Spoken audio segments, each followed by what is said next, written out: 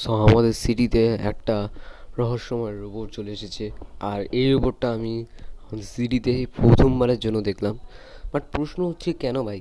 কারণ ভাই এই রোবটটা যেটা আছে এই রোবটটা কিন্তু আমাদের দুনিয়াতে আসা মানে আমাদের এই সিটিতে আসার পর থেকে নানা কিছু করে যাচ্ছে।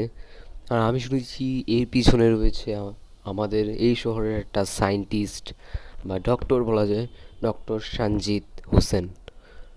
আর আমাদের সাগর ভাইয়ের মামা হতে পারে, চাচা হতে পারে।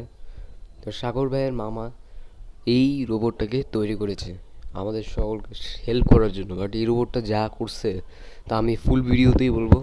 আর যদি তুমি আমার চ্যানেল নতুন হয়ে থাকো অবশ্যই চ্যানেলটা সাবস্ক্রাইব করে দাও আর লাইক দিয়ে দাও আমার ভিডিওতে, যাতে আমি মোটিভেশন পাই।